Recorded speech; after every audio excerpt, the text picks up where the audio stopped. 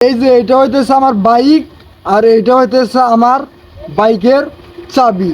ঠিক আছে, তো যাদের যাদের বাইক আছে তারা ভিডিওটা স্কিপ করে চলে যেতে পারেন।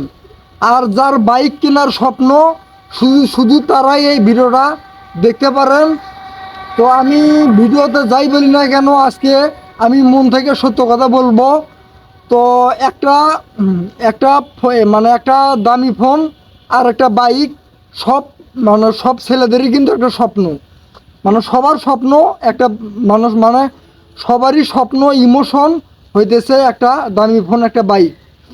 তো যারা যারা বাইক কিনতে চান, তো তাদের উদ্দেশ্যে আমি একটা কথা বলবো, খুব অল্প সহজেই আপনারা বাইক কিনতে পারবেন। ঠিক আছে, তো আপনারা একটু ধৈর্য সহকারে ভিডিওটা দেখুন, আমি মন থেকে কথাগুলো বলবো। ঠিক আছে, তো আপনারা তো সবাই জানেন, তো সবারই, তো আপনারা সবাই জানেন, তো সবারই স্বপ্ন, মানে সব মানে 100%-এর মধ্যে 99% ছেলেদের স্বপ্ন হইতেছে একটা দামি ফোন একটা বাইক। তো যারা বাইক কেনার স্বপ্ন দেখেন, তো তাদের উদ্দেশ্যে আমার একটা কথা বলার, শোনেন ভাই, বাইক কিন্তু ভাই কেনানো কিন্তু খুবই সহজ। ঠিক আছে, কিন্তু বাইক চালানো অনেক কঠিন। তো এখন আপনারা আমাকে বলতে পারেন, বলে ভাই আপনি এটা কোন ধরনের প্রশ্ন করলেন, বাইক কেনানো সহজ চালানো কঠিন, আমরা কি চালাইতে পারি না নাকি, নাকি আপনি একাই চালাইতে পারেন? আরে ভাই ব্যাপারটা তা না, ব্যাপারটা আগে আমি আপনাদেরকে খুলে বলি। মানে বাইক কেনানো অনেক সহজ, চালানো অনেক কঠিন। ঠিক আছে, মনে করেন সাপোজ আপনি আপনি আসলে ভিডিওটা আমি হাই রোডে নিতেছি। ঠিক আছে, যার কারণে গাড়ি চলাফেরা করতেছে, আমি ঠিকভাবে ক্লিয়ারভাবে মানে আমি মানে হাই রোডের ভিডিওটা করতেছি। ঠিক আছে, আমি আমি মূল পয়েন্টে আসি।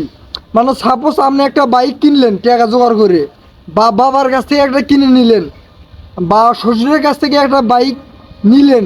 ঠিক আছে, এই যে আপনি একটা বাইক নিলেন, ঠিক আছে, হ্যাঁ, এই বাইকটা মানে বাইকটা যে আপনি নিলেন, নেওয়াটা কিন্তু অনেক সহজ, বাইকটা কেনানো কিন্তু অনেক সহজ। ঠিক আছে, কিন্তু চালানো অনেক কঠিন।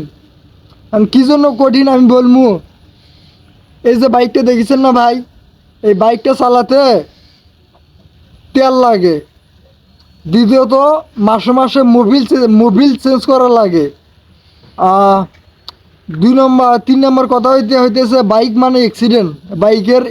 বাইকের বাইক যদি একবার অ্যাক্সিডেন্ট হয়, বাইকেরও ক্ষতি, নিজেরও ক্ষতি, যার সাথে অ্যাক্সিডেন্ট হবে তারও ক্ষতি। ঠিক আছে, তো তো আমি আবারও একটা কথা বলতে ভুলে গেছি।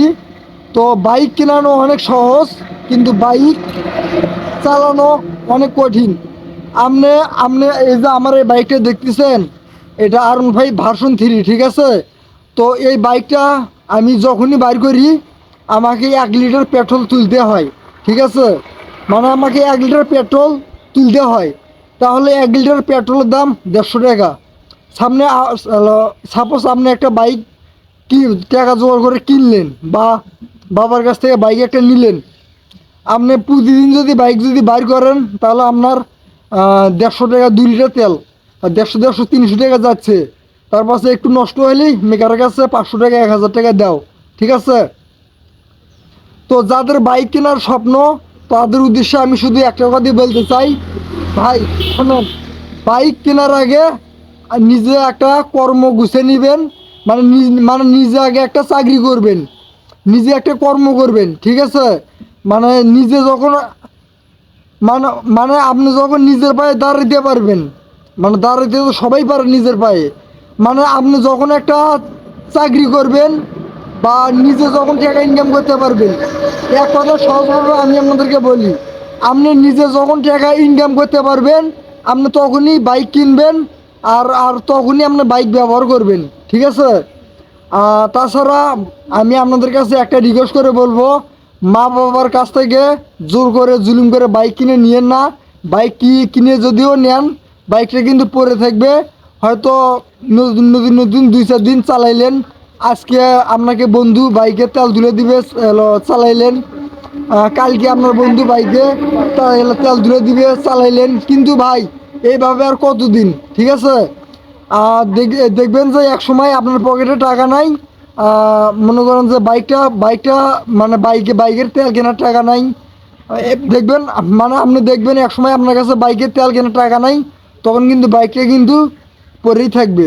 তো তাই আমি সবাইকে এতটুকুই বলতে চাই, বাইক কেনার আগে, যার যার বাইক কেনার স্বপ্ন, তো বাইক কেনার আগে আপনারা অবশ্যই আগে যে কোনো একটা কর্ম করবেন। আপনাদের কাছে আমার একটা রিকোয়েস্ট, আমি আবারও বলতেছি ভাই, যারা বেকার আছেন, স্টুডেন্ট আছেন, তারা বাইক কিনেন না। একটা বাইকের পিছনে কিন্তু ভাই অনেক খরচ আছে, ঠিক আছে? তো বাইক কেনার আগে যে কোনো একটা কর্ম করবেন, আশা করি আমি আপনাদেরকে বুঝতে পারছি।